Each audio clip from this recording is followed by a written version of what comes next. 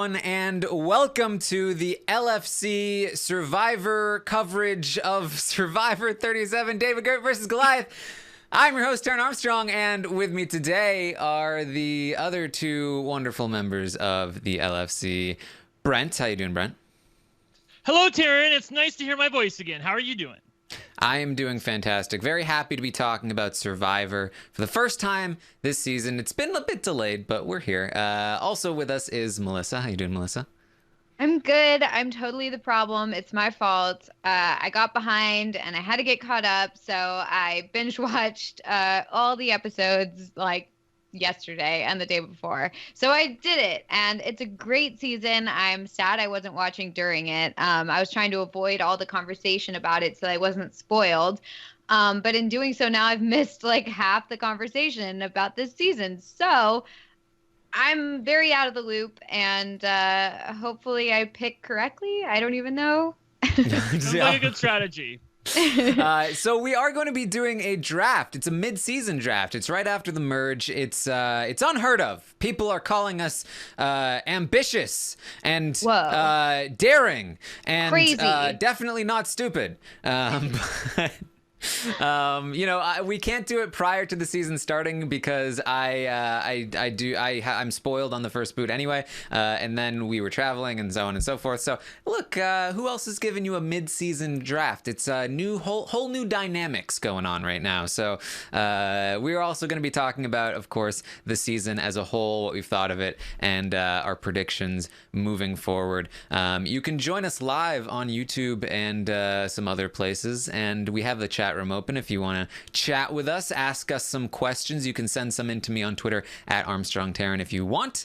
But for now, let's get into the season. There will, of course, be Survivor, up until the latest episode. There's going to be a new episode tomorrow that we haven't seen or anything.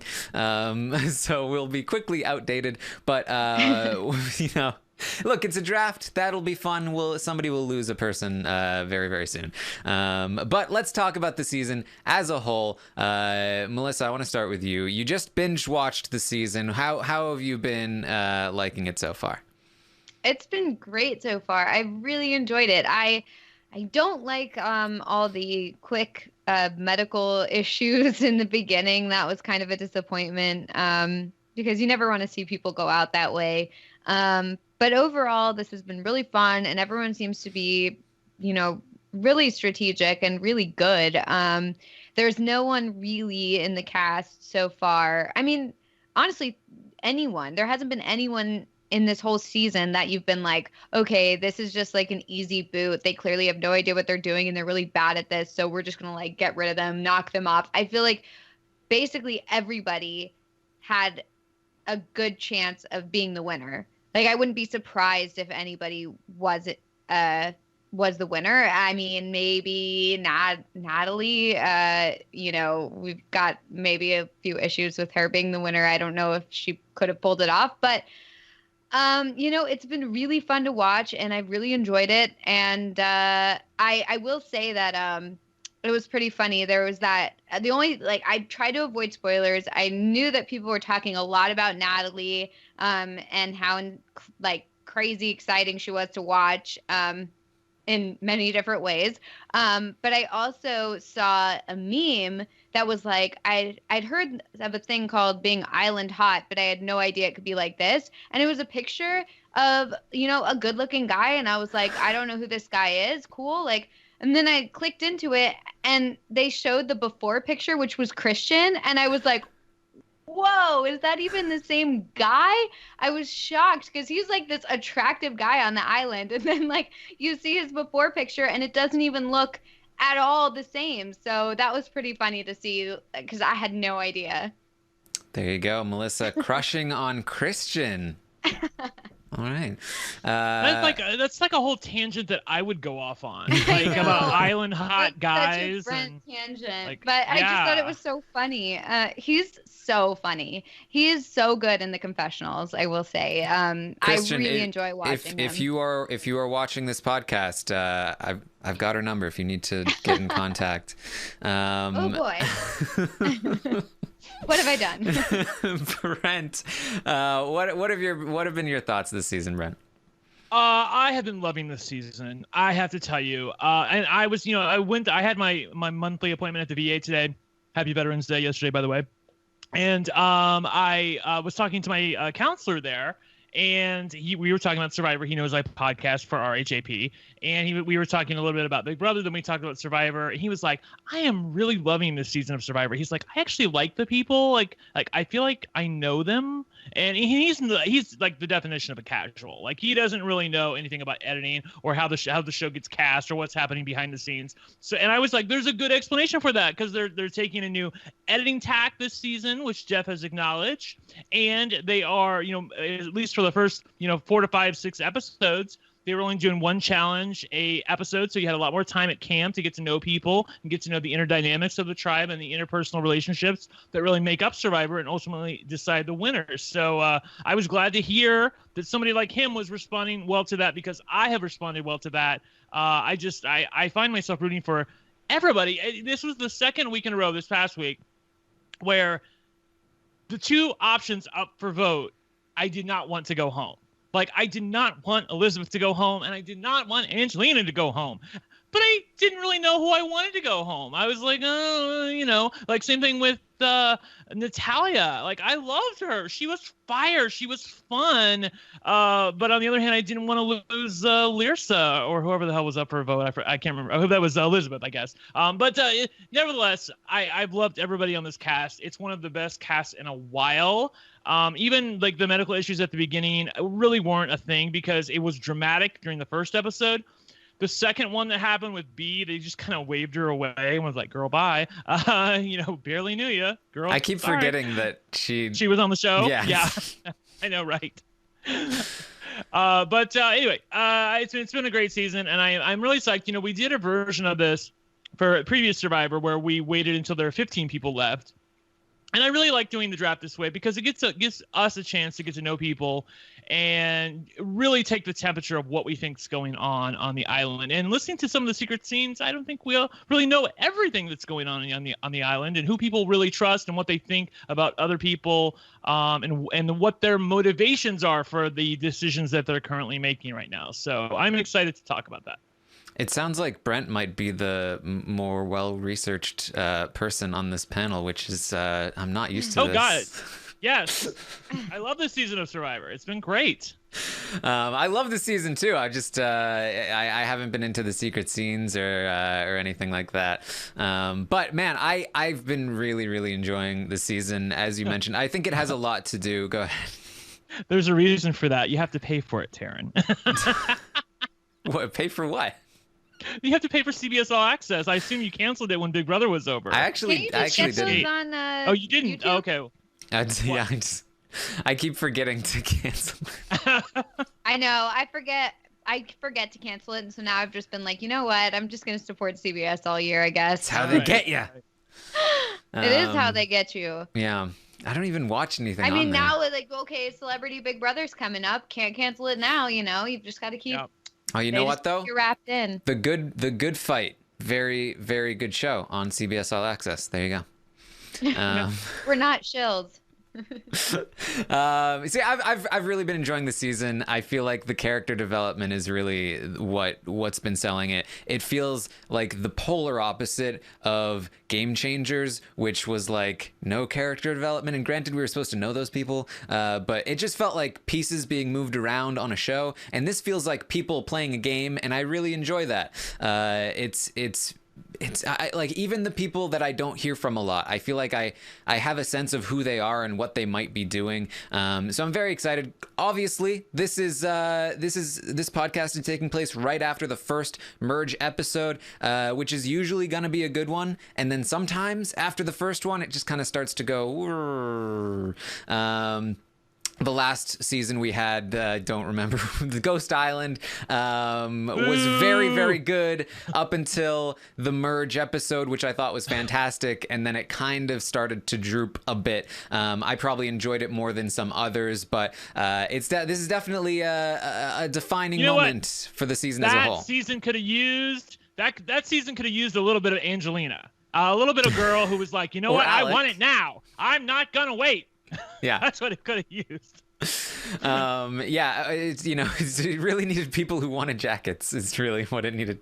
Right. But yeah, I've just really been enjoying this season. I can't say enough about it. I think that all of these characters are just really well established, and I like the what are essentially the goofy characters, like the Natalie. I really enjoyed watching Natalie. I like the sort of way too hard too fast in Angelina.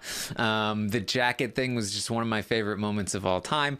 The jacket thing was so awkward. I had seen a bunch of people talking about jackets, and I was like, I have no idea what's going on. And then I saw it, and I was like, oh my God, I feel so much secondhand embarrassment right now. It was just so bad.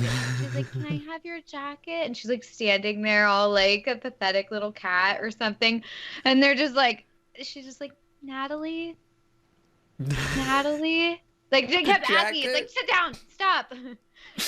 You're bringing this on yourself. It was perfectly timed too, because we were in Reno, and the Angelina, she had relatives that were with us at the time, and so it was perfectly timed in terms of watching it. So I've really been enjoying it. I have some favorites, but I'll talk about them as we go through the draft. But let's talk about the draft. In the previous draft, I believe what happened was, I had all of my players left, and both of you had one person left at the final 7, and then Melissa still won because of a tiebreaker.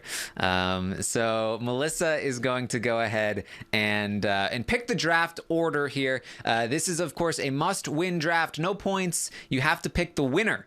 So we are going to be talking about each player and their potential to win and drafting them onto our teams. We're each going to have a team of 4 players. So Melissa, you can go ahead and choose the order here.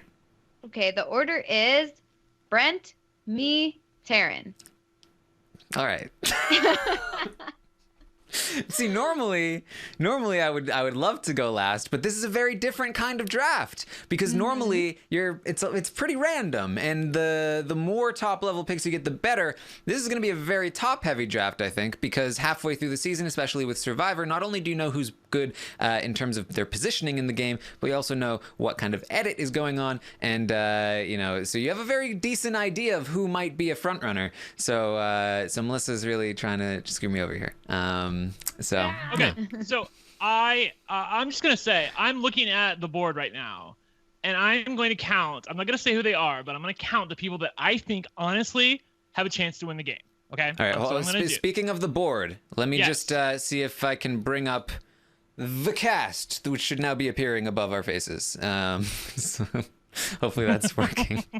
Now go ahead. Hopefully it's working. I don't know. Yeah. We're on a delay, so I don't know if it's working, but I'm hoping that it magically appears any moment now. Oh, there they are. There you Fabulous. Good job, Taryn. Oh, cool. So continue. Like Nick's on top of me. That's amazing. That's really cool. So yes, as we choose them, I'm going to drag them under our faces to formulate our teams. Ah, okay. Fabulous. All right. So as I was saying, I'm going to look, and so I see 1, 2. I don't know about her. 3. Sorry, that was my mouth going. It was not anything else. 3. I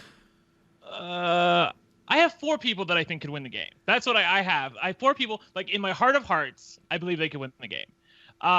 So I'm going to pick one of those 4 people right now, and I am very torn between the person I want to win and the person that I think may win.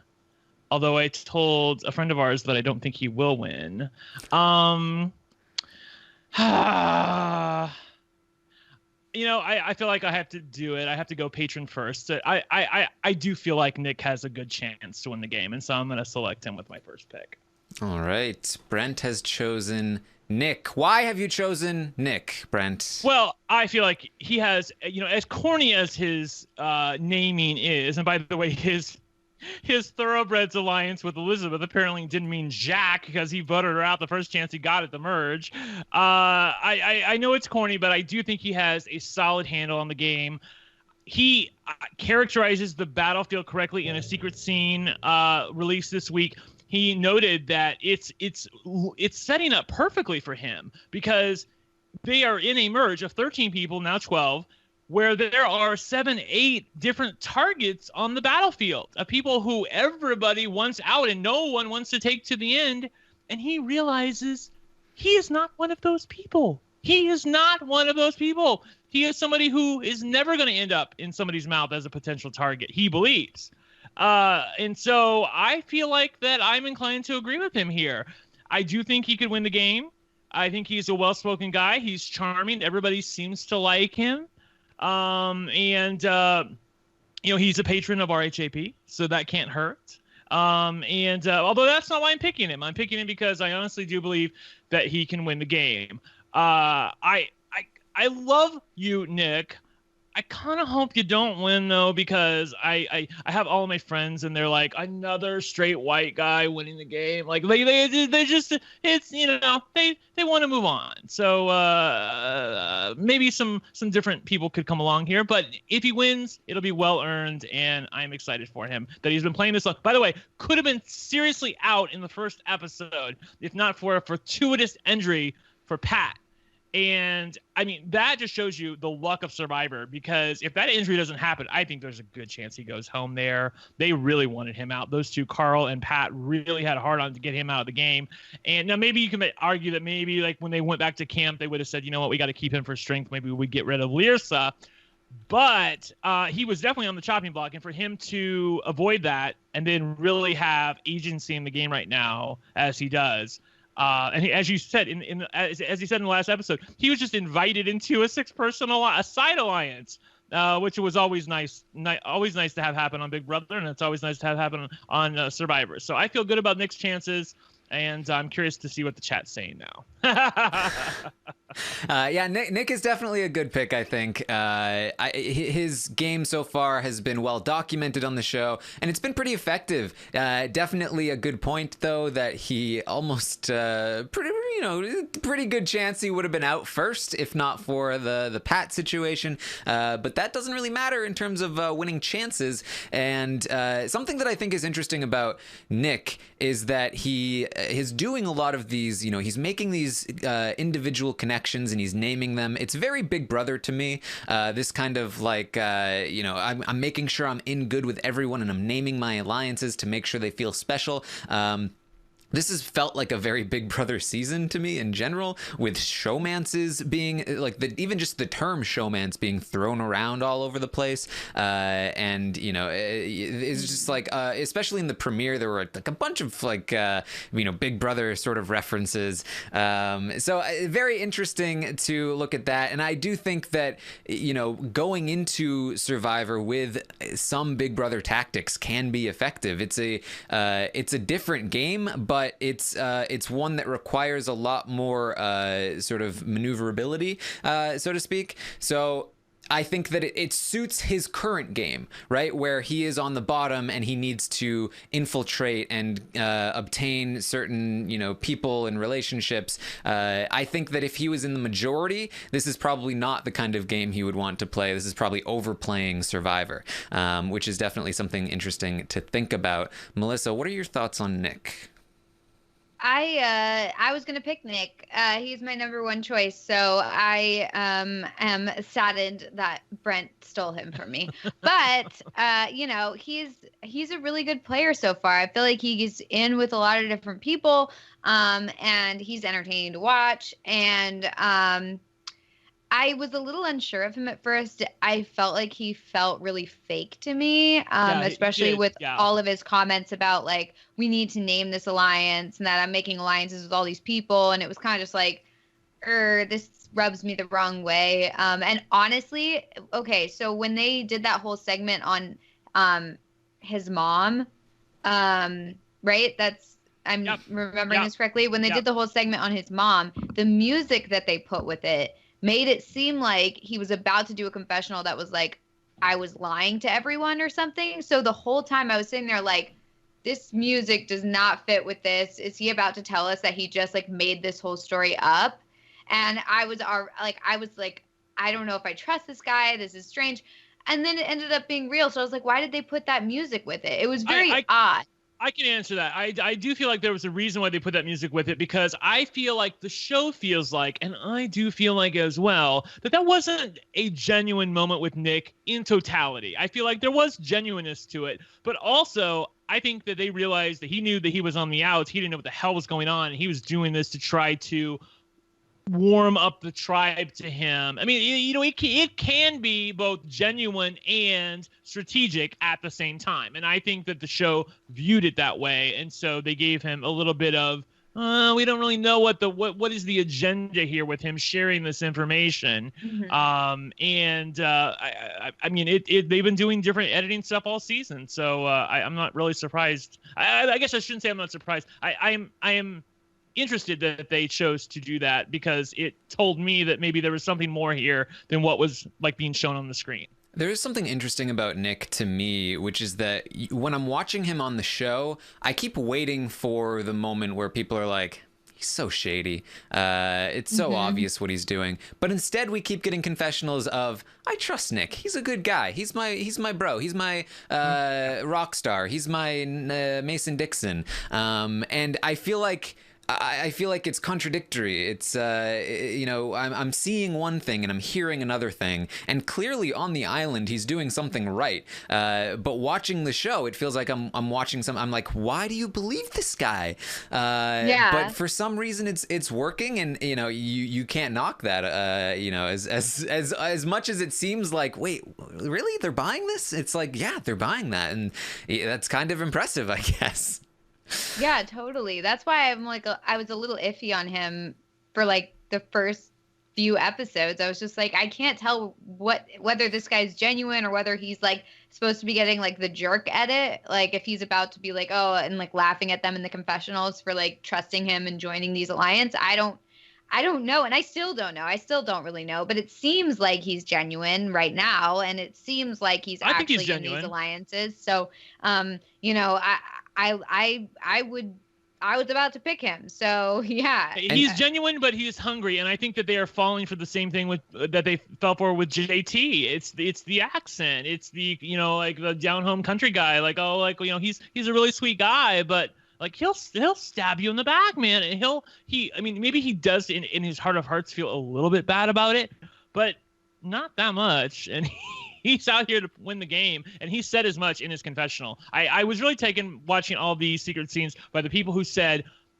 explicitly said, I'm here to win, or I can win, or I'm going to win, as opposed to the people who were just like, I just made the merge, and I'm here for the experience, and how great is this? You know what I mean? Those are the people who are the movers and the shakers. Yeah. And not for nothing, I think it's he's arguably in the best position in the game right now, with this sort of what do they call it? The Strike Force alliance, yes. Of 6 people. He has connections on both sides of that, to both Christian and Mike. So he should be covered as long as that alliance holds steady. He's in the spot to basically take that home, as long as he's able to keep everything under control and win a jury vote in the end.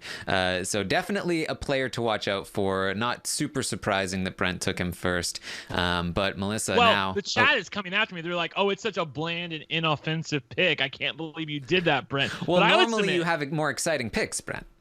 Yeah, essentially. Well, number one, Natalie's out of the game. Okay, that's number one. Number two, you know, I don't think that the patron group or some of the people who are friends of mine would say it's an inoffensive pick. I think that they would. I think there's a vocal minority out there who's rooting against Nick for reasons, and they can shove it if he wins the game. So there you go. There you go. Melissa, you have the second pick. Who are you going to go with?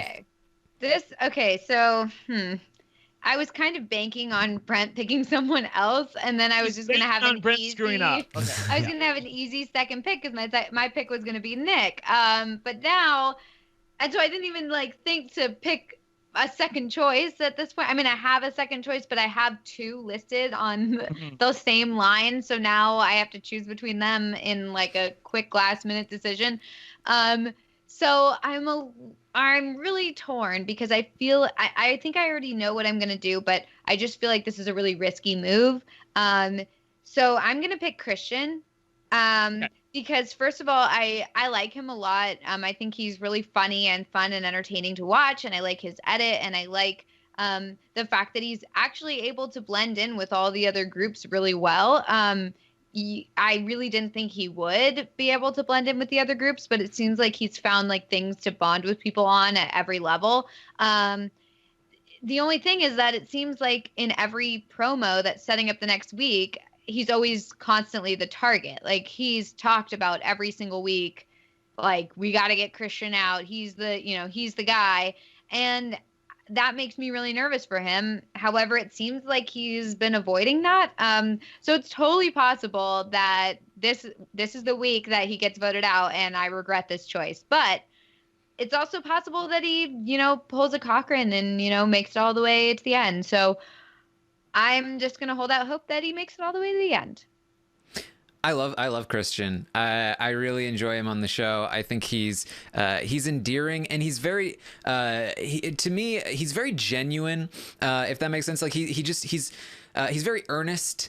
He's very much himself, and he's not ashamed of it. Usually you get this sort of nerd archetype, and there's a lot of self-deprecating humor, which is fine. But there's just something just so genuine and earnest about Christian. He cannot be anything but himself, and he's not trying to be anything but himself. And I think that's really why he works so well as a character. Also the fact that he is, quite the charming, handsome devil out there with those blue eyes.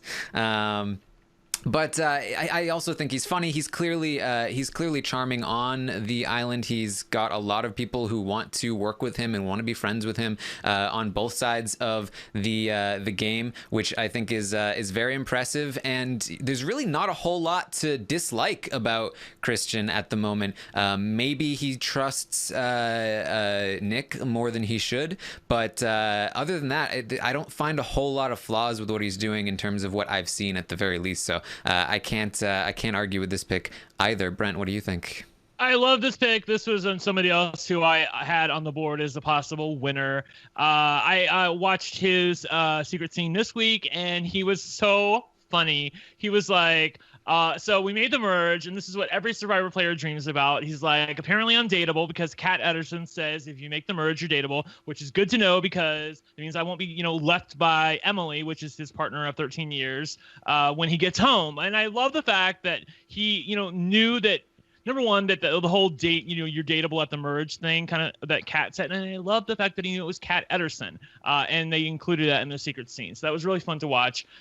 He's just, again, I want so badly not to like him, because I feel like that the show feels like we're supposed to like him. You know what I mean? I feel like the show thinks, oh, we found another Cochran-esque kind of guy that we're going to shove down everybody's throats. And to be fair, he has gotten his fair share of confessionals in comparison to other people, Alison. So I feel like, there maybe is a little bit of legs to the whole idea that CBS is kind of shoving this archetype down our throat. Having said that, as much as I want to dislike him, I cannot dislike him, because I feel like he is a really genuine guy who really loves the game, really is trying his hardest out there to win. And Angelina talked about it in her secret scene, how she was like, it was the easy vote to get to. By the way, Angelina's secret scene took place after she broached the idea of going after Christian, but before it all blew up in her face. And the really great part was at the end of the secret scene, she's like, well, something could happen in the next half hour or so where, everything blows up and, some other mastermind decides to make a play, but I don't think that'll happen. It was like, oh, it was such great foreshadowing. Anyway, so she's like, after I talked to Christian, she's like, she makes a note that she had never met him and that she has only been with him for 2 days. And after 48 hours, she was already growing to like this guy and wanted to work with him. And then she woke up the next day and she was like, no, like, if I, after 48 hours, want to work with him and like him, that means that he's destined to win this game. I cannot let that stand, which is what gave rise to her wanting to change the plan this week. And I think there's merit to that because he is an obvious threat to win the game, and he is a strategic player, and I think he is capable of winning the game. So I think it's a great pick by Melissa, and I can't wait to see what happens with Christian. All right. Yeah. All right. I have the third and fourth picks here. My first pick is going to be an easy one. Okay. I'm going to grab Gabby here. I think that that Gabby is a very strong contender to win. She's kind of she's aligned with Christian. She's in the strike force. She's got a lot of things going for her. So Gabby was Gabby was my first pick. So I'm glad I got to take her here. I feel very good about Gabby. I think that she has a lot to her, and I know that a lot of people sort of see her as the one that the person that has been crying a lot on screen. They're comparing her to Hannah and other things. I don't really see that as much. I see a much stronger character. And somebody who I think is going to really come into her own as we move forward. That's kind of what I'm expecting from her, and I would be honestly surprised if I didn't see that. So I feel very good about Gabby, and I'm happy that I managed to get her in the draft. Melissa, what are your thoughts on Gabby? I like Gabby a lot. I'm a fan of hers. I want her and Christian to get together. I think they're so cute together. But for real though, I really do like her, and I feel like some people online are saying, she's too emotional. She's, especially at that last tribal council, she just like cried for no reason and all this sort of stuff. But I really feel like that was super strategic, and I thought she did a good job. I feel like she took Elizabeth and kind of put her out there as a shield in front of her to get stuff done that she or get stuff revealed and things done that she wanted to accomplish. And I just feel like she's really savvy. I really like her. So yeah, I think she's a good pick. Are we falling in love with the Gabby on the screen, or are we falling in love with the Gabby that we see on social media who's really, really freaking cool? Because I feel like there's an element to that. I honestly haven't seen her on social media. Okay, she's like really awesome on social media, meets all the fans, and like hangs out with like people like us. So I here's the thing. Just to be full disclosure, she was the person who I was like, there's a person I want to win and the person who I think will win. And she was the person that I want to win. So I identify with Gabby. My heart goes out to her. And I did have her on the board as somebody who I think could win the game. But of the 4 people who I think can win the game, she was number 4 on my list.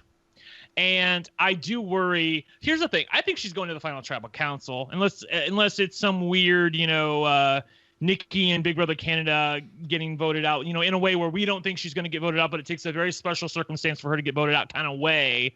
I think she's going to the final tribal council. The question is, can she win when she gets there? I'm a little confused on what the show is showing us of her. I feel like it's the show. I grant you that the show has shown us a more well-developed character than what I saw from Hannah, which is the person that everybody is comparing her to.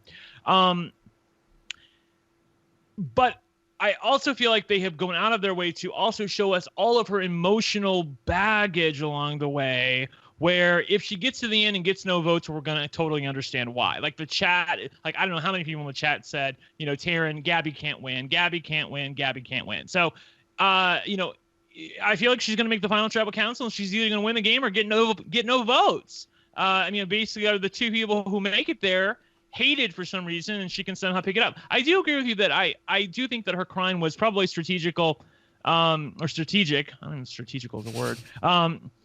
Whatever. And I do think that she, like, it was odd because she was fighting for Elizabeth while at the same time she was voting for Elizabeth. It was a very weird thing that was happening there. So I was trying to wrap my head around what was she thinking. In fact, I was hoping, they've been doing Josh Wigler has been doing a thing in Parade Magazine where they talk to one of the players who's still in the game at this point to get their perspective on the season. They've done it with a lot of contestants. I think it's a really great idea, by the way, Josh. I was hoping they would have Gabby on because I wanted to know, what the hell were you doing at that tribal council, girl? And why were you crying why were you crying when you're going to vote out the person that you're crying about. Oh, whatever. I don't know. I'm sure there's a method to her madness. At this point, though, I cannot see it. And so I'm placing her in the losing 0 vote finalist slot and not in the winner slot. Sorry, Taryn, you're not going to win. Well, try again. I'm still torn on my second pick here. I've gone back and forth countless times as we've been talking. This is a tough pick for me. I feel like I'm gonna go with Mike White. Mike White is gonna be my second pick here. I was gonna pick him. By the way, before you talk about Mike White, that was in the Hollywood Reporter, by the way, that Josh Wiggler, he used to be part of Parade. Mike Bloom is doing Parade. Josh Wiggler is with the Hollywood Reporter. So just wanted to clarify that. Go ahead. All right. Well, Mike, I just feel like we've had a very clear narrative from Mike throughout the season. Honestly, I don't feel like I don't know why. I think I'm reading into the edit a little bit on this one. I think that we've seen a lot from him, and I'm not. I haven't. He's never really driven a ton of the strategy, but we've always gotten his perspective, and it's never even been a very unique perspective. It's just kind of been his perspective. So that kind of informs me that he's at least important to the show, to the season. So that's a factor here. Another factor is that, again, he is in this Strike Force alliance. I do like what he's doing at the merge, and I think there is a good reason why we're seeing his perspective at the merge, because he is an essential part of creating this sort of inter-tribal alliance. And I think that's very deadly, and I think he's in a very good position there, because he's not only on the majority side of the numbers, but he also has this other group of people that he can use if he needs to make it further in the game. I haven't seen anybody even come close to targeting Mike, so I feel very, very good about where he's at right now. I mean, if you look at the board right now, the 3 David members of the Strike Force have been chosen, and now I just chose one of the Goliath members of the Strike Force. We're really going all in on the Strike Force, which could very well end in tomorrow night's episode. But but at the very least, I think it shows that these people are thinking about the game just a little bit harder than the rest of the people in the game, especially people that are still just like, oh, we're all aboard the Goliath train. No, these other people have one up on you, and that's what we've been shown. And so I really think that the winner is very likely going to be one of these people. So those are my thoughts. That's why I chose Mike White. Brent, go ahead. It ain't gonna be Mike White. I'll tell you. Here's the thing. If Gabby wins the game, it's because Mike White got to the end with her. Let's be real. There's only so many places for a losing 0 vote finalist, and I think he's got that card down. I mean, I really think that there's no way he's getting voted out. He's not a target for anybody. He has already been on reality shows. He's got money. He's a Hollywood agent or a producer, director, writer, whatever the hell. He's going to the final tribal council, and he's going to get no votes, or maybe 1 vote from a loyal fan, whatever. He's not winning the game. Again, I'm trying to think in my head. Okay, so if Gabby gets there with Mike White and Carl, what do you have against Carl? Maybe she can win the game. Maybe that's it. I'm looking at everybody else on the list, and I'm going, no. I feel like it has to be Carl. Anyway, he's not winning, Taryn. So I'm actually surprised with this pick, because there's somebody who I think is more likely than him to win the game. But I think he's going to go far. You're certainly going to be, you do these things where, you get to the end of Survivor, and me and Melissa have like 1 or 2 picks left, and you have like 7. And I do think that this guy will last until the last episode, but he ain't winning the game. Go ahead, Melissa. I love Mike White. I love him. I love everything he does. Well, I mean, he's got Freaks and Geeks, Enlightened, School of Rock. I mean, so much. Wow. Yeah, I've known about him for a very, very long time, and he's super awesome. So when I saw that he was going to be on the show, I was very excited. And he's totally living up to my expectations. I think that his confessionals are really fun and funny. And I'm enjoying him on the show. I was going to pick him next. So I'm a big Mike White fan. You should check out all of his projects in the real world. Yeah. again, and it's crazy to me. His projects in the real world are great, but he's like watching paint dry on Survivor. I mean, I like him on it. I think he's funny. I think he's got like a dry sense of humor, and I think that I don't know. It's entertaining to me. I don't know who he had to kiss up to get on his third reality show for CBS now, but this is not scintillating television, let me tell you. He's a famous guy. He's super famous. So to have someone who's like an actual star on the show is like very exciting. And to have people on there being like, oh, is there any projects you would have done that I would know about? I'm like, are you kidding me? He's Ned Schneebly. Like, come on. And to those who are like, but can he win? Just listen to Melissa right now. That's why he can win the game, I think. I don't think it matters to them that he's already got money. I think that a lot of the people on this cast that remain on this cast are fans of the game and are very cutthroat. And I don't think they're going to be voting on charity. I don't think they're going to be like, oh, he's already got money.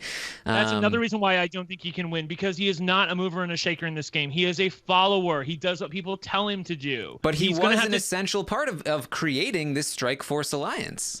I think he has become a mover and shaker. Would the jury see it that way, though? Would the jury see it that way? I think that's debatable. I don't know. You probably would have said something similar of David Wright, a few seasons ago at this point in the game. But then he became the threat to win the game at one point. So, something to look out for, I think. So I to be clear, I don't think I would have ever had David Wright in the same sentence as Mike White, because I feel like David Wright is far more entertaining and sympathetic than Mike White, who just he was one of the people who said nothing about winning. It was all just about, I'm here for the experience, and I'm like, that's great, but I don't want to watch you having your experience. If you want to go have an experience, go get a massage. I want to see people like Angelina who are here to play the game and play hard.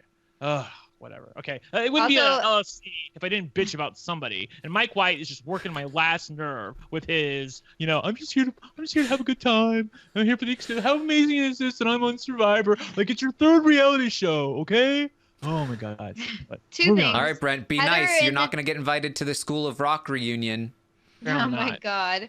Heather in the chat said Mike White for Celebrity Big Brother, which I would love. And second of all, Christina in the chat was saying that he's the one that everyone goes to with complaints about other people. And I feel like that is super huge. That's something that people do with me in my everyday life, which has come to me with gossip and complaints. And it's very, very useful. It's totally useful. And so I feel like that's going to be super helpful for him in this game, is that they feel like for some reason, whatever it is, there's something about him that makes people want to tell him stuff.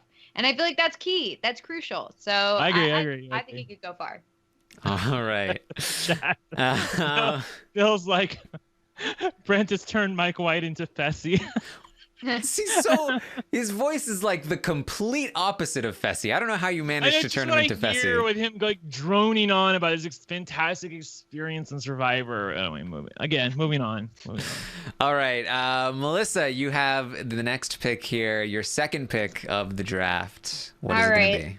This pick is not one that I'm super pumped on, but I feel like everybody is super pumped on this person, so I'm gonna go with it. I'm going to go with Kara. All right. Because I just feel like everybody really likes her. And also, I feel like out of that whole showmance thing that's going on, it does seem like she's the one who's more into the game and more playing him. It seems like Dan is like very obsessed with her. And if she has that and can kind of use him as a meat shield, that would be very good. I could see a situation where maybe he gives her an idol or something. So I could absolutely see, I could absolutely see her going really far. She seems like she's, I think she'd be totally willing to cut him, which is very important. And so I'd like to see her go far. The chat is just a perfect microcosm of just reactions from audience in general, because I think every single pick has been met with more negative reaction than positive so far. Like Melissa, she just flopped the draft. Oh, Taryn's only picking losing finalists. Oh, Brent picking the no way, Brent. Who are you guys picking, huh? Like half the people are saying, like, you literally will have like 3 comments in a row, and one's like, like, wow, that was the worst pick ever. And the next one's like, great pick. And the next one's like, it's like, make up your mind, guys. Like, No, how can I it be just a think great pick and a horrible pick? basically, I think it's funny because they can't possibly be negative on all the picks. It's just the negative reactions are the most visible and the most, most likely to pop up in the chat. We've all learned something. We've learned today, something wonderful. Let's all be just a little bit more positive so that when Brent picks his next pick, we can go, oh, that's genuinely terrible. Yeah, and then we're very positive exactly. to me and Melissa. Yeah. So, Kara, I was watching her secret scene, and she said, and I was really happy to hear this, that she trusts Dan, and she wants to keep that not as a showman. She doesn't want people to know that they're together. I'm unaware if people really know they are that close or not. Dan's obviously not great at it. She noted that Dan feels really super protected because he has 2 idols. Apparently, by the way, everybody knows about Dan's first idol, and because of Jeremy. But nobody knows about the second idol except for her. And so she feels really psyched about that. However, she's like, Dan really wants to win the game, and he needs the $1 million because he's got 2 kids at home, and he's isn't he a cop? I think he is a cop. I forget. Yeah. Dan's hot cop. And oh yeah, that's right. Thank you. And she's like, I don't she's vacillating on whether or not to take him to the end because she knows that she's probably going to lose against him if she goes to the end against him. And I was glad to hear that because don't take Dan to the end. I would think that's a bad idea for Kara. So that tells me that she's self-interested, which I like. And I'm hoping that she will remember that when if she has to make a good decision. What would be great for her is if somebody takes out Dan and she has nothing to do with it. And then she can, look like the, jilted or the widowed girlfriend in the end who made it to the finals, and he'll vote for her. So that's what I would like for her.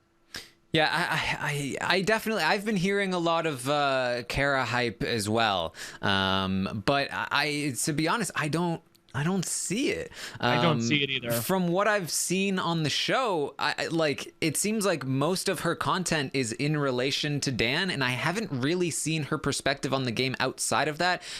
Since she talked about the women thing in episode 2, and then that one time that Alec screwed her over on the Swap Tribe.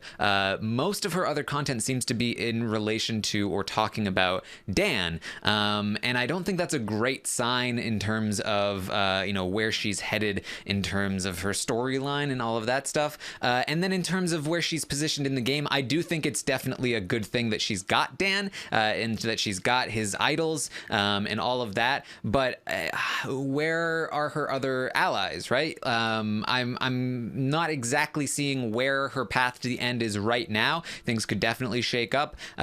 She may have connections that I'm unaware of, but I'm unaware of them for a reason right now, and I need to be aware of them if I'm going to be really high on her chances. So there you go. Well, I also feel like it could be a situation where, in Big Brother, for example, where there's a strong showmance and then one of the showmance partners leaves and then the other one is kind of forgotten about, and then they just kind of scoot under the radar to the end. I feel like this could be a situation. I mean, Dan is clearly out front because people know about his idols. So I could see a situation where he ends up getting out and then she kind of slips under the radar and people don't really notice her because there's a bunch of other stuff going on around her and she doesn't really have that big, showmance over her, looming over her. So I could see a situation where she flies under the radar and continues to the end. So maybe right now we're not seeing allies, and maybe we'll never see allies of hers, but maybe it won't matter because they won't even think about her and then she'll just somehow make her way there. All right. Brent, you have the next 2 picks. I do, and I know exactly who are the 2 people I'm picking. One of them was somebody who I thought had to make me a snowball's chance in hell, and the other person was the person who I think really has a chance to win of the 4 people who I thought had a chance to win, and that is the mayor of Slamtown, the Sultan of Smash, John Hennigan. I actually do think that he could win the game. I don't. Maybe I'm just talking myself into this, but I do think there's a way where he could sort of sneak his way to the end, if you can believe that a guy who's, like built like a brick shithouse could actually sneak his way to the end in Survivor. He is a charming guy. I think he has strong allies in the game. I do wonder about the Goliath Alliance and how long it's going to stay. I know that the Strike Force obviously will have something to say about that, but as Tara notes, that could be a total red herring. I think that we've been shown a lot of John, and for good reason. I think that he has good relationships with a lot of people, that he's not just some, meathead, that he's actually a really cool guy. I would love it if he won the game. I think it would be so fun. I think Jeff Probst would probably die right then and there if it happened. I actually love it that I don't really know how Jeff views the end of this season, because sometimes you can divine clues from the way Jeff feels about a particular season, insofar as who the winner is by how he feels. And I haven't heard anything, good or bad this season from Jeff. So it certainly could be John Hennigan, and I think that he could win the game. I do worry that there may come a time where they just look at him and go, he's so much bigger than us. And then everybody just jointly decides, okay, let's vote him out now. But that time's not here yet, so I'm hoping it doesn't come anytime soon. Yeah, John was the person that I was vacillating between John and Mike. I couldn't decide. I went with Mike. I do like John. I like him a lot. I feel like he has a lot of potential in the game. I think that he's probably a very good player overall. I don't know how well he does this season. He seems to be on the outside of a lot of things. He's in the brochachos with Dan, but Dan has his thing with Kara, and they don't seem that super close. It seems like Dan has other obligations. He's close with Christian, who has a thing with Nick, and a thing with Gabby, and now a thing with Mike and the Strike Force that John is left out of. To me, this seems like somebody who has got a good social game, but he's not the first person that anybody is loyal to. And maybe that comes down to his stature and just his personality in general. Like, he is just too threatening on the whole for anybody to be like, well, yeah, this is my ride or die. I'm going to take him to the end. Because who would ever want to be sitting next to John in the end? But I do like his chances overall. I think that he's a good player. He's probably going to be good in some of these competitions. He seemed to do well in that last immunity challenge that was all about, I don't even know, balance and spinning, pendulum force. Swinging, So if he's good at that means he's probably good at some of these other ones. These immunity challenges after the merge tend to be very samey in terms of like, oh, stand there and balance or whatever. So if he's good at that, then he's going to be good. So I like John. I wish I had him on my team, but I don't. I knew Brent would pick him as soon as I didn't. Brent's team currently the shirtless dude team, as you can see on the screen. Melissa, what do you think about John? I like him. I think he seems really nice. But I mean, honestly, he's outperformed my expectations, because I initially figured he'd be one of those, character picks where it's like he just comes in there to kind of self-promote, and which he kind of has done to an extent, but he's also really playing the game, and he's not, he's not an easy boot or anything like that, which normally when you have these sorts of characters, they are. They've made kind of that joke about the whole Slamtown thing or whatever, but they haven't really, it hasn't been enough of a thing to be like, this guy's annoying, get him out of here or anything like that. And also he seems really genuine. So I like him a lot. It's tough about, I just don't know how good his chances are at winning. So he wasn't really in my top picks, but my mom had asked me to pick him. So, there's that. She asked me to pick Christian and John. So I picked one of them for her. There you go. Brent, you have another pick. Who is it going to be? I was looking on John Hennigan's wiki page because I was wanting to know his other names, because he had like 10 names that he gave. Oh, Johnny Impact, John Morrison, Johnny Nitro, Lucha Libre, Lucha Underground. Oh my God, Johnny Mundo. Oh my God, yes, it's so much. It's so cool. It's so tacky and so cool. I love it when he turned to Jeremy, by the way, in the third episode, and he like he's like, you've never watched wrestling? And Jeremy's like, no. And he's like, you don't watch like naked guys in sequin pants? Like that doesn't do anything for you? I love that. All right. So I'm going to do the chat's bidding, although I already had it down on my paper of who I was going to pick. I'm going to pick Dr. Alison as my next pick, and she is not shirtless, by the way. Although she is, ironically, of the people up on the board, she is the one showing the most skin in her picture. So I will take Dr. Alison, and I think that this is the person who I said had a snowball's chance. I think there is an avenue for her to win, but it is like one road on the bridge to nowhere. It's like it basically, in order for Alison to win, it will take a Michelle Fitzgerald-esque kind of show where she gets to the end against somebody who probably the audience thinks is going to win the game, and then Dr. Alison wins the game. Like, that's what it would probably take. Because it seems to me that everybody on the cast really likes her. That's what I really got coming to the secret scenes, is that everybody really likes Dr. Alison. They trust her implicitly. They think she's a great lady. Nobody distrusts her. Nobody has it out for her. I think that's a great quality to have. I think if she gets to the end, she's very well spoken and articulate. You heard her in that tribal council calling out Angelina and calmly calling her out. It wasn't in a frenetic way. It was in a, this is why you did this sort of way, and this is why we have to look at it and hold it accountable. And I think she elicits respect from people, and I feel like in order to cast a vote for somebody at the final tribal council, you have to have respect. So obviously the fact that she didn't get confessionals for like a mile is problematic, but she did get confessionals the previous week, and she did get confessionals this last week, and she is involved in the strike force. So if there is a surprise winner on Survivor this season out of all of these gamers, I think it's Dr. Alison, and I would not be surprised. Yeah, I mean, I've also seen a lot of hype for Alison, and I also am not sure where it's coming from. From my perspective, I feel like of all the people on the cast, she's the one I go, wait, who is she again?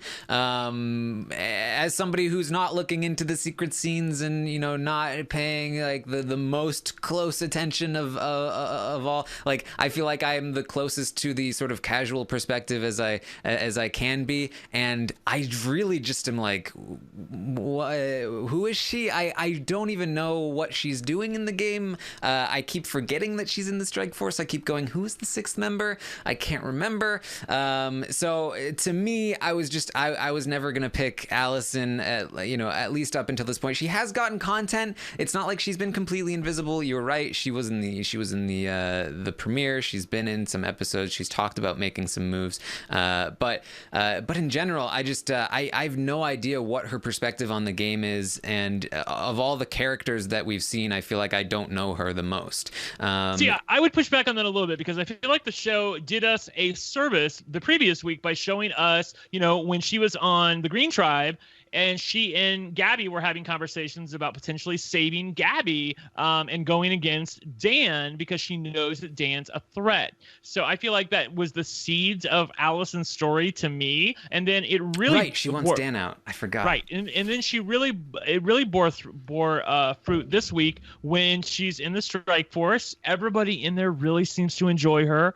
She has relations with Gabby. She has relations with Mike. She has relations with Alec. And all of these people, to me, she's like with Nick in terms of the person with the most relationships of the person in the strike force. So I feel like she is primo safe, and however, she is a relatively athletic woman, and I feel like could be targeted as a athletic threat maybe down the line at 7 or 6 if people get a little nervous about her. Somebody in the chat remarked that they remind her of Chrissy, which I also agree with. A strong woman who is there to kick ass and take names. So, and should have won the game, by the way. Yeah, I feel like that Dr. Alison could win the game, and I hope she does. She had a confessional about targeting Dan in the recent episode, right? She was like, "Oh, I'm gonna get him eventually." The one before that, I don't know if there was one in this past episode. Maybe the chat can tell us, but I know in the previous episode, when they were still on Three Tribes, she specifically talked about siding with Christian and Gabby and voting against Dan because she is threatened by Dan. Somebody talked about like I want to make him so super comfortable, so when I stab him in the back later on, he won't know. Was it Lyrsa? Or sorry, wasn't it Elizabeth? Maybe, I don't know. Because then somebody went. Yeah, because Yeah. Elizabeth said something to Carl, and then Carl went and told, or Alec, maybe, I forget. Somebody went and told Dan, and then Dan went off all like huffing. So yeah. Yeah, I'm trying. Dan's such a child. All right, Melissa, what are your thoughts on Alison? I like her. She was going to be my next pick. So I think that she could go far. She seems to be going, pretty much under the radar, and she seems like a strong physical competitor. So I think she has a good chance of winning. I mean, she is a little bit maybe too under the radar, at least for the viewers, because, I didn't even remember her until I was like looking through pictures of the cast, and I was like, oh yeah. So it's tough because it's possible that, they're not really showing her much in the beginning, and then like halfway through, all of a sudden she's this major character. I don't know, but I do think that she has a chance to win, and so I was going to pick her next. All right. Well, you do have the next pick here, Melissa. Who are you going to go with? Melissa, I'm curious if whether or not whoever this pick is, do you feel like they have a chance to win the game? I don't think so. I don't think any of the remainders really have a shot. I'm pretty on board with that. I think we've already picked the winner. I think so too. So I'm going to go, I don't know if we're supposed to be bringing in outside drama or anything, but I'm going to pick Davie. Okay. All right. Just because, I like his character on the show, and it's possible that they're setting him up for a, good run down the end. I don't know, but it's also possible that they're not, and he's just going to go out very soon. So, but I like him as a person, so I would be happy if he won. So I'm just going to put him in my draft so I can root for him. Well, I think it's a valid pick. Taryn, he has an idol in his pocket that no one knows about. He already went to a tribal council. I keep forgetting about it too. Yeah, I know, right? Me too. I mean, here I think it's amazing to me that he went to that tribal council where he was down 2-3 in numbers and did not play it. I mean, I know Natalia went home and good on him. It's all about when you play it and when you don't. If you hold on to it and then you go home, you look like a dumbass. And he held on to it, and he looks like a genius for holding on to it because he's now been through a tribal council. No one would suspect that he has an idol now, and he also is really good friends with Carl, who has the idol nullifier. And so those two weapons in the game, I feel like, could be something that carries them to the end. It needs to be said that once you find an idol, you are more than likely to find another idol, as what's happened with Dan. And I do feel like that if there is an idol hidden somewhere at the merge, we saw that sign that was on the feast table, and then Gabby made mention of it. I do think that he could be one of the people who might find it, but I'm not sure about that. So we'll see. Can I also just clarify? I wasn't talking about any Davie drama, because people are asking, what's the Davie drama? There's no I know Davie what you're drama. talking about. Yeah, so we're I'm not just talking gonna about that. sit there and say that there's no Davie drama. So don't No assume I Davie know drama. something. I don't Davie's know a cool anything. guy. Yeah, I really like Davie, and honestly, he would be a top pick for me if I could remember the last time he was on the show.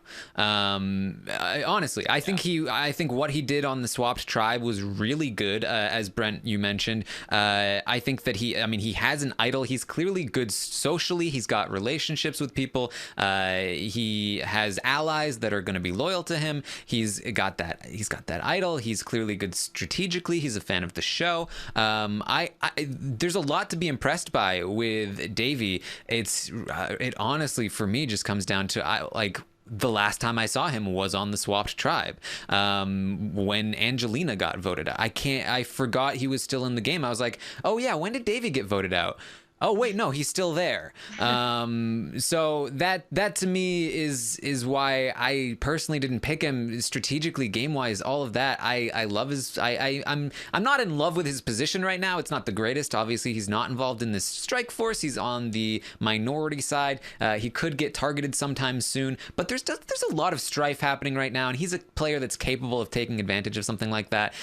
So it's not the worst in the world. It's not the best in the world, but I do think he's a good player, and I think he has a lot of potential. It's just, again, where is he? That's all it is for me. So let me drag Davie down. Now they've each got 3. I've only got 2. I've got to make my final 2 picks here.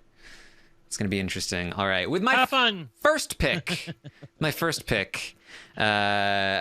very excited that I get to pick this woman. The only woman left on the board. I'm going to take Angelina and her jacket to my team. Dude, if only she could win the game. If only she could. I'm just saying. I would be for it. Oh my God. So great. You know, I don't think it's impossible. I think she's a winner. Unfortunately not. I think the jacket thing, unfortunately, some of these people do not have senses of humor. Get over yourself. It was hilarious. That was mean to be doing the stuff about the jacket. Come on, it was hilarious. It was hilarious. So I love that. But obviously, especially with this most recent move going after Christian and really falling flat on her face, getting called out for jury management. There's not going to be a ton of respect for her in the jury, but I mean, if she gets there of her own volition and she is able to be like, hey, I got here. I did my thing. I made some mistakes. I didn't get the jackets that I wanted, but I'm sitting here at the end. And you know what? I didn't need any jackets. You know? I didn't need a single jacket. Maybe she can get those votes. I feel like she's been on the chopping block for a couple of weeks in a row. Both times I thought she was going to go home. So honestly, I feel like at this point, it's going to be so repetitive if she actually does go home. For the third time in a row, it's Angelina going home. So that leads me to believe she's just never going to go home. Full disclosure, I do not think she goes home this week. I think it's way too obvious. It's too on the nose. I do not think she will go home this week. So I'm hoping she sticks around at least another week. And I agree with you that there is a good chance. Let me take that back. I think there is a chance. Yeah. I think there is a chance that she could defy everybody. Basically, what she needs other stuff to happen. Her problem was not that she decided to make the target Christian. That wasn't the issue. It was how she went about it, number one. And then number two, upon realizing that she wasn't going to get her way, she didn't tuck her tail between her legs and go, okay, I understand. That's totally cool. Yeah, whatever you guys want to do. No.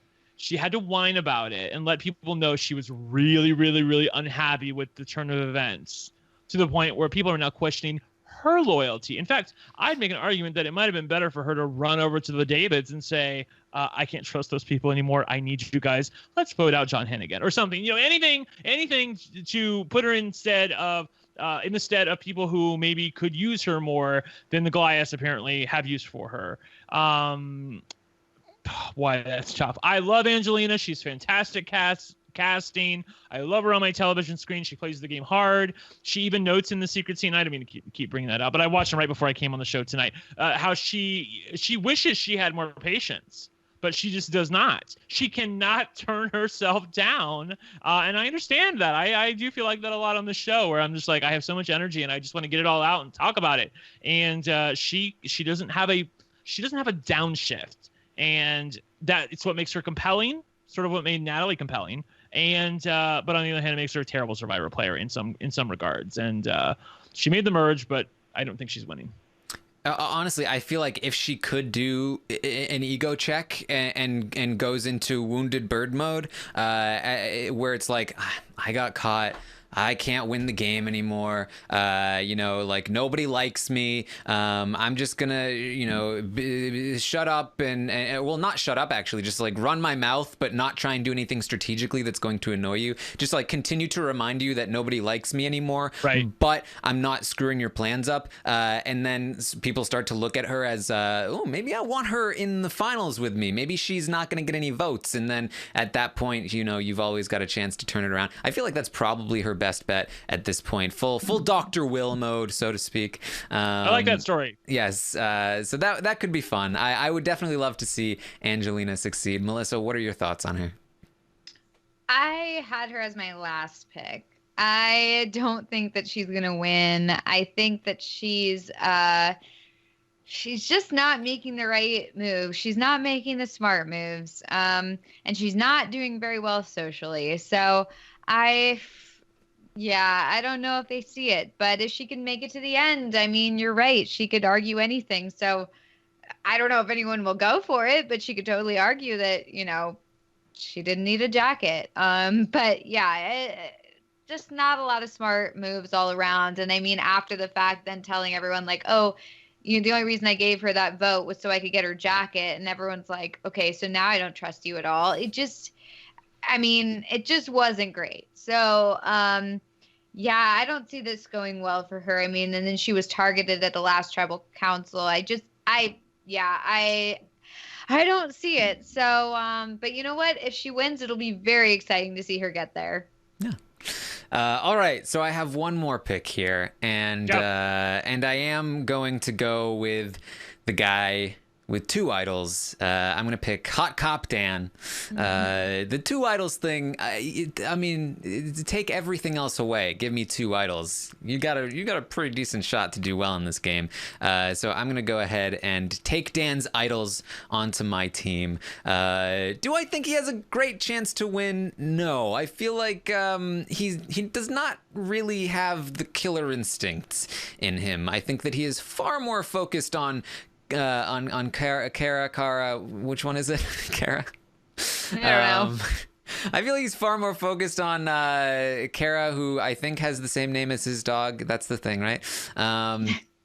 Than he is on the game, and I feel like that is disastrous for him. He definitely seems. It seems like this is his first girlfriend or something. Like he's like super into this whole situation, and I feel like it's totally clouding his judgment. At least that's what I'm getting based on the edit that we're seeing. Of course, the Survivor's very different from Big Brother. We're not seeing. There's a lot that we're not seeing. If Dan is watching this, then I apologize that that's the way that the edit is portraying you.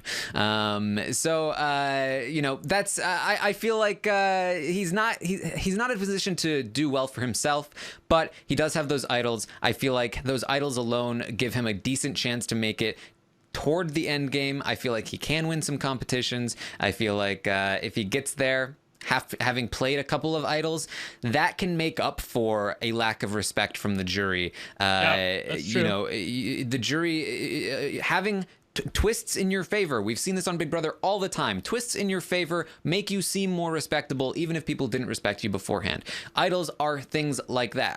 They're essentially like twists, but they're easier to get on Survivor. If you play some idols, it makes you seem a lot more impressive. If you had two of them, then people have to take you seriously. So I think that if he gets there, having played two idols or having had two idols or whatever, I do think he has a halfway decent chance to win the game. Do I think he's our winner? No, but I have chosen him here. Melissa, what are your thoughts on Dan?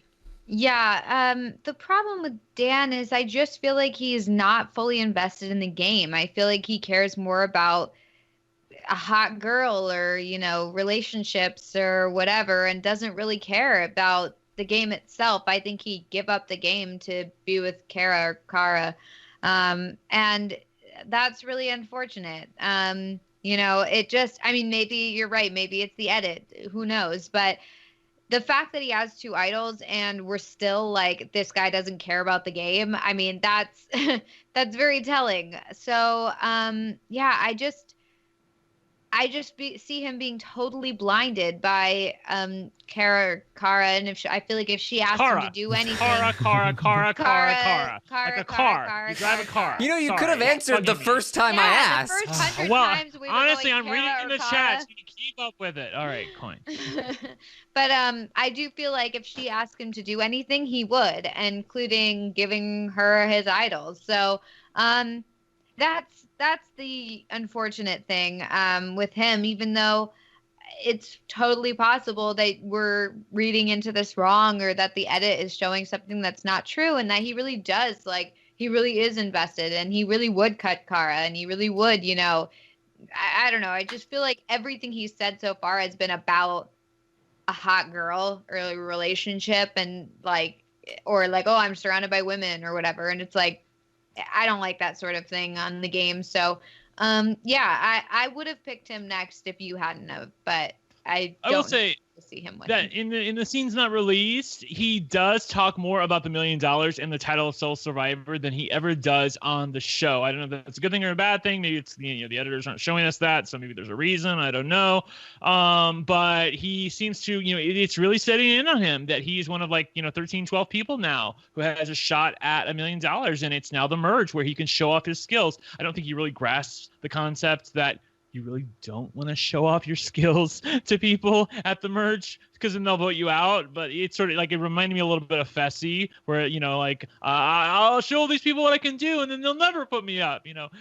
So I do worry about his gamer mentality, or lack thereof. But he does seem hungry for the win, and I do think if he felt like he could not beat Kara, I just did the same thing, right? It's Kara, Brent. Kara. It's isn't it set up the other way on Supergirl? I always watch Supergirl, or maybe it is Kara on Supergirl. I forget. Oh, well, whatever. I think that he could win if he gets there, but obviously the problem is getting there. Let's be real. Yes. All right, Melissa, you have the final pick of the draft, and Brent will take whatever is left over. So I shall. It's time to make your pick, Melissa. Who is it going to be, Carl or Alec? I am going to pick Alec. All right. I feel like Alec has been playing a really good game so far. And I do feel like Carl is... I feel like Carl is an upcoming target. It seems like he's kind of on the outs, and he also kind of got a little drunk and kind of started running his mouth, and I feel like that's not going to go well for him.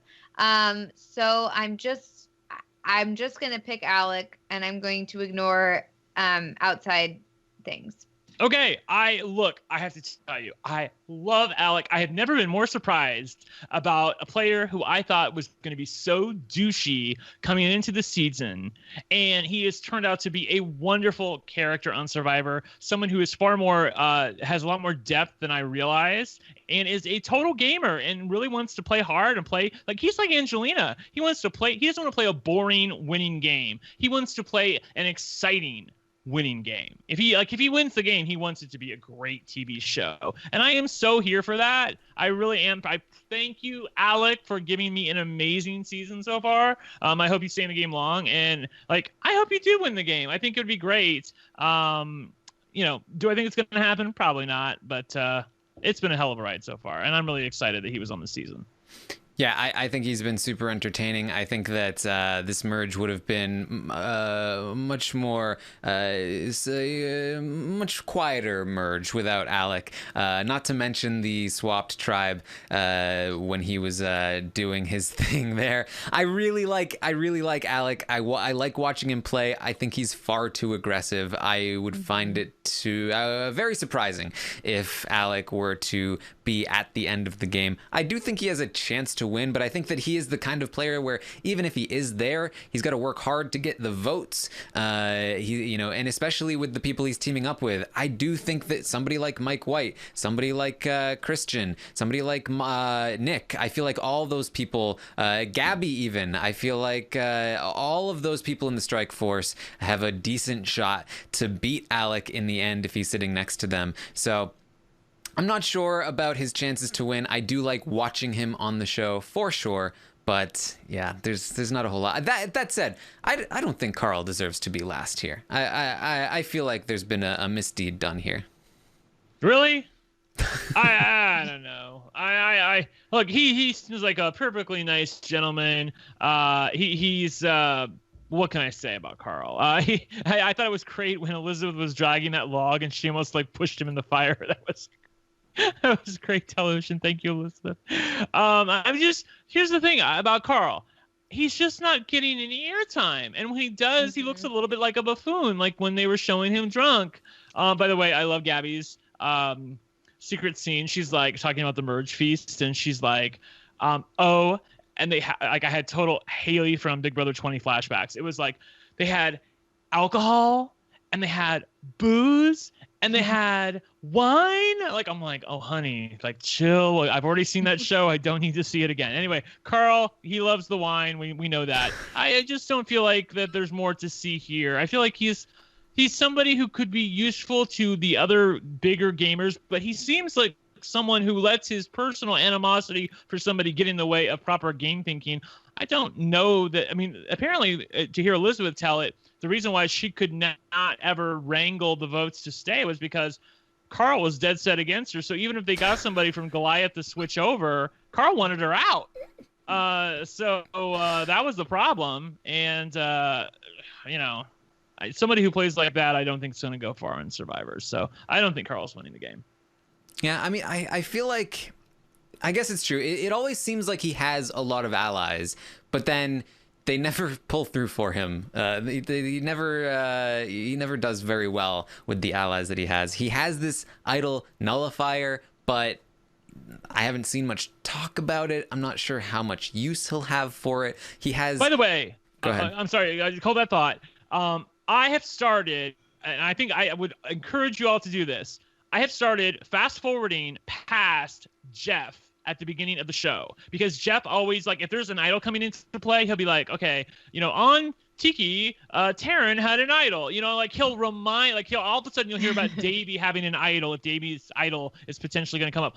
I don't want to know about that, so I just fast forward past Jeff. He'll tell, okay, like the minute you hear Jeff talk about the nullifier that he got at Exile Island in the little voiceover at the beginning, that's when it's going to come up and it's probably going to be played. So don't listen to Jeff. Yeah. Rant over. It's a fair point. I never do that, but it's a fair point.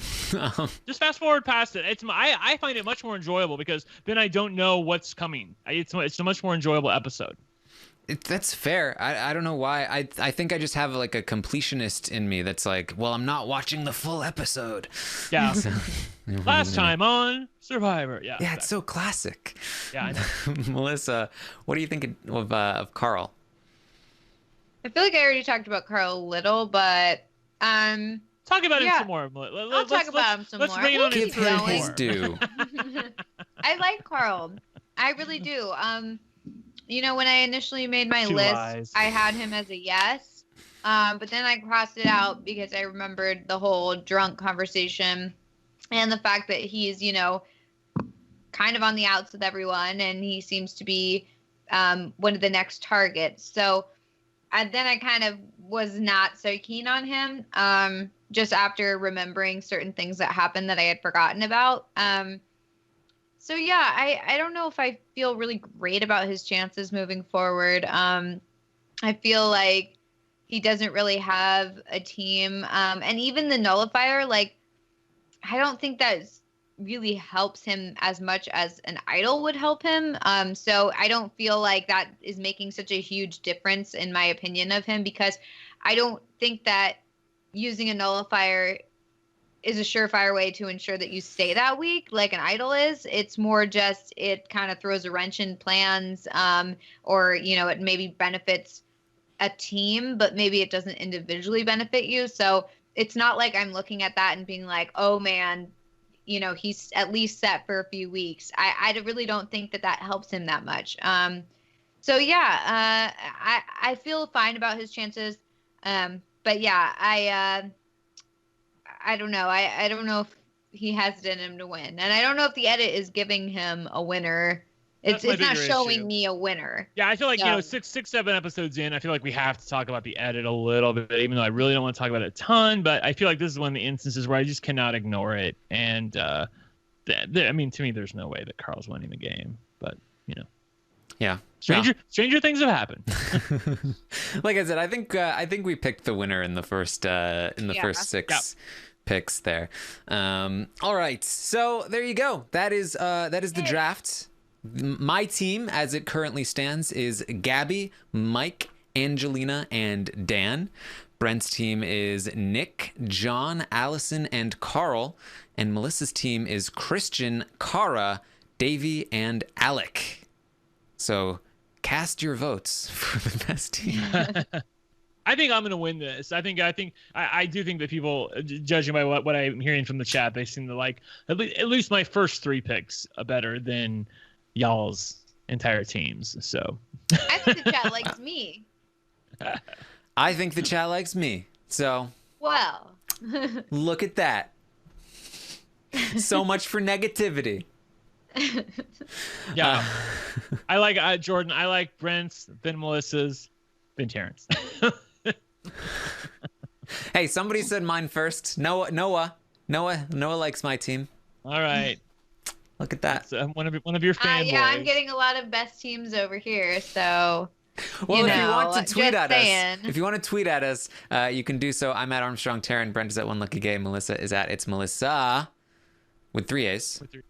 By the way, we had a question from Kieran. He was asking on Twitter. He asked it on the chat, so I want to ask it, and I want to try to answer it. He's asking, since Dan has 2 idols, if Carl uses his nullifier and plays it against Dan, can Dan then pull out a second idol and try to play that one? The answer to that, I believe, and again, this is hairy territory because this is a new thing on Survivor, but my understanding is if the nullifier is played against Dan as the person who the idol would be played on, because the great thing about this twist is that you don't have to pick the person who's playing the idol. You have to pick the person that the idol is going to be played on. But let's assume Dan plays it for himself. So you play it against Dan. Dan, for the duration of that tribal council, he cannot use an immunity idol. That's the way I have taken that to read. It would seem to defeat the purpose if you could, use idol number 1 and then use idol number 2. I just don't think that would play well on television, but maybe I'm wrong about that.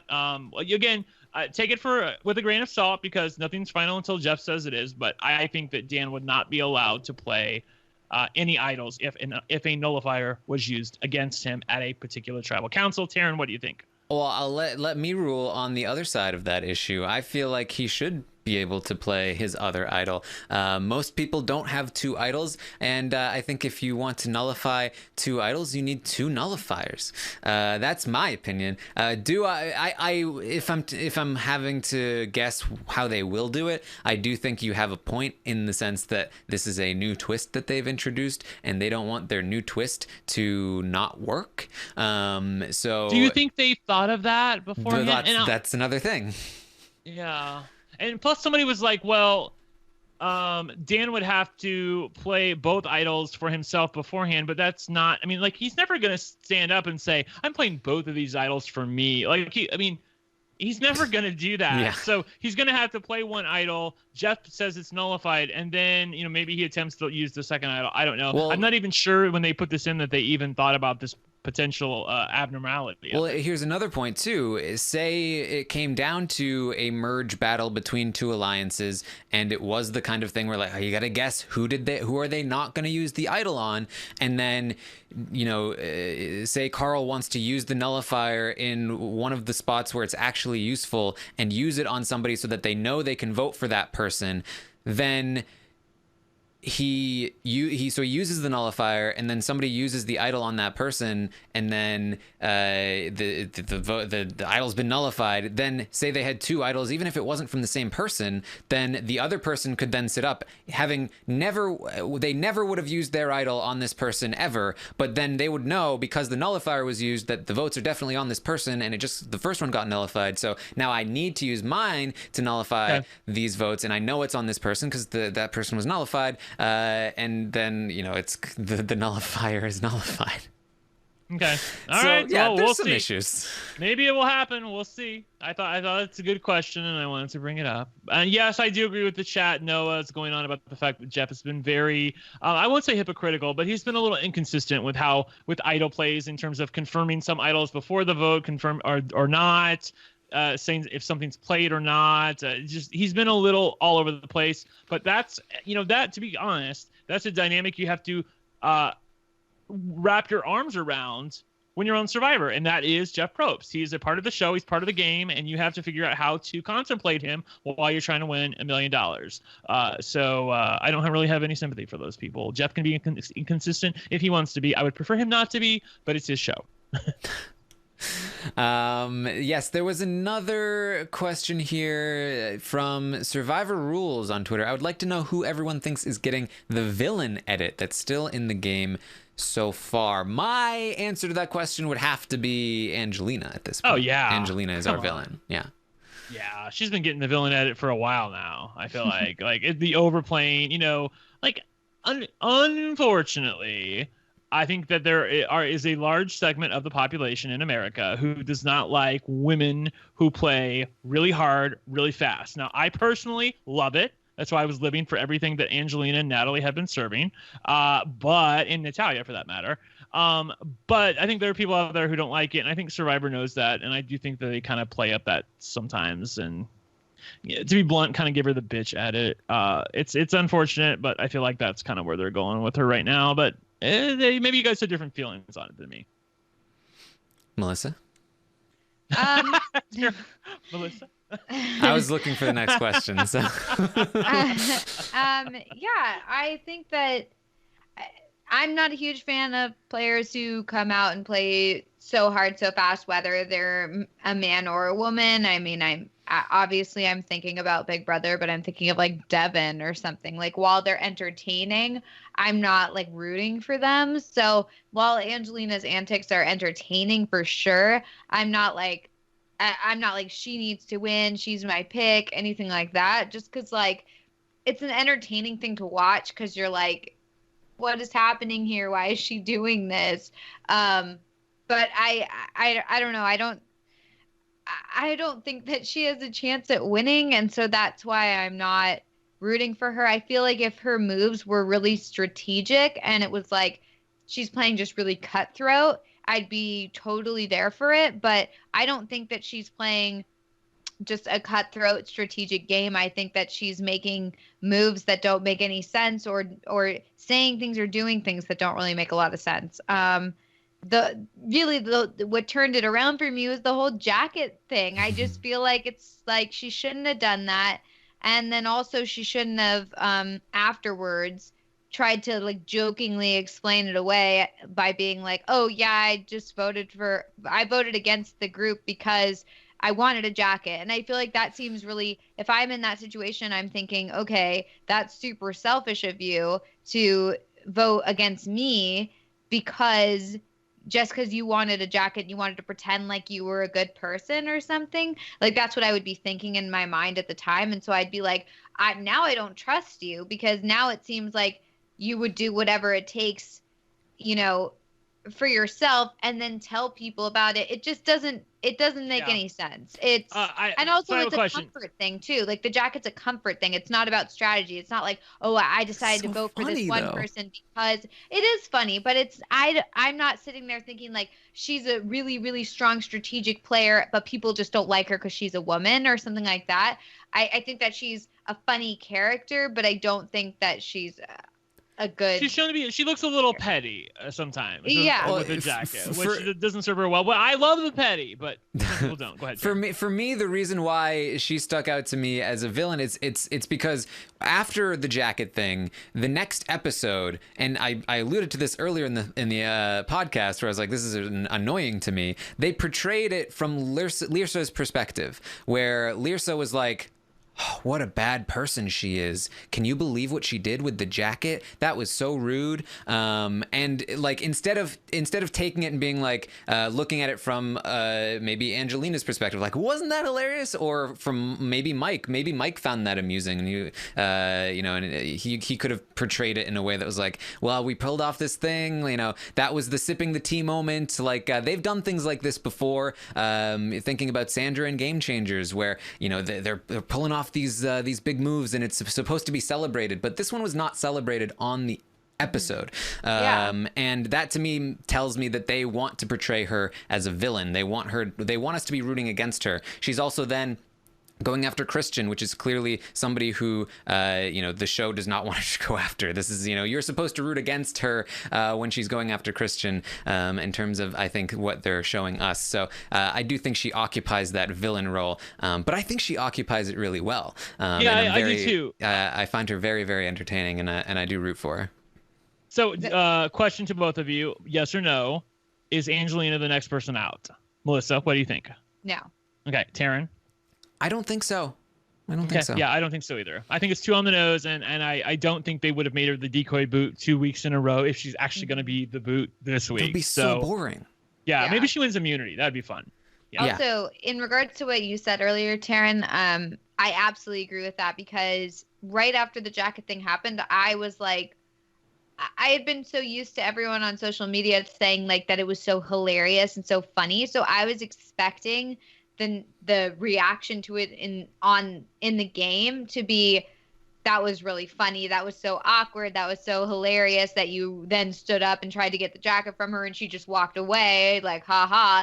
But then you're right, we saw Lyrsa being like, oh, that was so rude, I can't believe she did that, and that totally altered my perspective of it, because if everyone had been saying that's so funny, then I would be like, oh, Angelina is just a funny character, like she still could totally win the game, there's no problem here. But because everyone was reacting, or at least the episode portrayed it as everyone reacting in a negative way towards it, it made me think, okay, that was a bad move on her part, she shouldn't have done that. And so it's totally possible that the edit is making us think that this was just some bad move, when really only one or two people whatever thought it was that bad. But yeah, so it really is, the edit really totally changes things. And that's the difference between, Survivor and Big Brother, whereas Survivor, it's like they will tell you how to feel about someone or something. And Big Brother, if you're watching the live feeds, you're going to have your own opinion on it. And then the episode's going to hopefully reflect it, but usually, not, or try and change it or whatever. But at least you'll know what's actually going on. Here, I have no idea. Yes, we have a good question here from Noah in the chat, who likes my team better than yours, who wants to know, who of the early picks would you have not picked preseason, which I think is an interesting question here. I was taking a look at the picks for me. I do not think I would have picked Mike White preseason. I did not expect him to be doing as well as he is. I wouldn't have picked him this time either. I expected him to be a character that was on the show for a certain amount of time, and then they just kind of dropped because that's the way it goes, like a Jimmy Johnson kind of thing. And what I got was something that where he really has been a narrator for a good portion of the season. He's been a player. He's in there. He's aligned with people. He's making moves. So he's definitely somebody that took me off guard. So I would not have picked Mike preseason. Brent, what about you? Yeah, I don't know. I mean, I guess Mike would probably be the person who occupies that spot. I also wouldn't give as much. I also would not have put, like, I have John as one of the 4 people who can win the game, and I don't think I would have ever said that going into this season. He was my top pick preseason. Oh, really? Okay. Yeah. Well, a guy that big, really? Like you just think he's so big, you just like look. Like I listened to them a lot in the first one out, and he was just by far the most entertaining person to listen to, other than Natalie. Sorry, Natalie was my favorite to listen to, but I did not have the highest expectations. I'm still I'm thinking about that jury trip with Natalie and Natalia and who else went on that trip? Oh, Jeremy. Yeah, like all the drama people. Poor Lyrsa. Here, if this had been a preseason draft, there's a decent chance my first 2 picks would have been John, then Natalie, then Christian, probably. Okay. So there you go. Melissa, how about you? I'm not the person to ask because I didn't really look at anybody preseason. I only looked at Mike White because I saw him and I was like, oh, I know Mike White. But yeah, so I didn't expect him to do very well either. I was hopeful and I was excited to watch him, but I had no idea what to expect, and I definitely didn't expect a lot of people trying to work with him. I kind of thought he'd give funny one-liners or something, but then go out pretty quick. So I'm pleasantly surprised with him, and with everyone else, I have no idea. All right. Do we have names for our teams? Have you guys been thinking about names? I feel like mine team? has to be Team Skin. Skin. Oh boy. Yeah. unless you guys want to veto that, I guess I could choose something else. Does that mean one of us has to be in Team Shirts? Team shirts and team pants. Yeah. Well, I don't know. Mine's pretty close, I think. I'm trying to combine all of them together. I like Team Technically Two Jackets is going to be my team. Okay. Gabby's a technical writer. Mike is a writer. Right. So they combine into Technically. Dan's got 2 idols, and we know about the jackets. There you go. Yeah, we know about the jackets. Technically Two Jackets. Melissa, what about yours? I'm going to pick another movie monster, so I'm going to go with Team The Blob. Ooh, Team The Blob. When are you going to go with The Thing? I will at some point. I have a lot of teams left. So you got to warn me when you go for The Thing, because I need to try and throw you the win on that one, because I think The Thing has to win. Big fan of The Thing. So there you go. Team Technically Two Jackets, Team Skins, and Team The Blob. These sound horrible. I don't like it. That's the LFC. Oh boy. At least for this one, we don't really have to mention it ever. Yeah, until Terrence's the end. previous name was "Someone Please Stop Me." So And it happened. I succeeded. And I did. I succeeded in being stopped. I was very good at it. Trifecta of wins. I didn't get Big Brother Canada, but I was so close. But I had Survivor, Big Brother, and The Bachelor. There you go. She wins the Triple Crown. Yeah. Now I just need Celebrity and Canada. Yep. Pretty soon I'm gonna have to change my persona to the upstart underdog. Right. People love a good underdog. With the great previous track record, but has recently been sidetracked by illness or injury. I don't know. You're like Tanya Whatever. Harding, who like she used to be able to do the triple axel, but then like in her later years, like they would still give her high artistic marks even though she couldn't do the triple axel. Oh God, I hope I'm not Nancy Kerrigan. All right, so that's what we've got for you on Survivor. David versus Goliath. I guess who's the Goliath? See, usually I'd be the Goliath, you guys would be the Davids, but I feel like it's all mixed up now. I don't even know how to. We don't know anymore. We can't do it anymore. But we will hopefully be back here and there as the Survivor season continues. If we want to talk about it, update the draft, and whatever else, we'll have some fun with that. And also keep on the lookout for the end of the year Big Brother recap that we will do probably in December. If you're looking for that, we will talk about Big Brother Celebrity, Big Brother Canada 6, and Big Brother 20. All of them together, rank the players, the seasons. We'll have a survey for that and everything. It'll be fun. I also want to rank the seasons of Big Brother US at some point, so that is something else that can happen in the off season. You can also check out my Twitch page, twitch.tv/Taryn Armstrong. I've been back at it, playing some games, chatting with some people, and doing some social strategy stuff. So some fun stuff going on there. Make sure you check it out. It's linked on my Twitter bio if you want to find it there, or you can just go to twitch.tv/Taryn Armstrong. You can also find us on Twitter. I'm at Armstrong Taryn. Brent is at One Lucky Gay. Melissa is at It's Melissa with 3 A's. And anything else, guys? I think we're good. I had a great time. I can't wait to see how this season shakes out. Like I said, there are like 4 people who I think have good chances to win. There are like 3 other people who I think like have a snowball's chance to win. And I'm really excited to see where the big money lands on. Mm-hmm. There you go. Yes, and also keep a lookout for the Terran show. It will definitely come back at some point once I get some interviews in. There are definitely some Big Brother 20 people I'm looking to interview, as well as the legendary Dan Giesling, who will hopefully make an appearance sometime relatively soon. We'll see. We'll see. Do we have a hashtag for this podcast? Or I feel like we've got Kara. I think that's a pretty good one. But also, you got to make sure you include the hashtag of the team name. Technically, 2 jackets. The other ones you don't need to be reminded of because you're not going to be writing them. Oh, sure. Okay. So. Not cool, Taryn. I think it's team shirts and team the thing. That was what was happening, right? Team skins.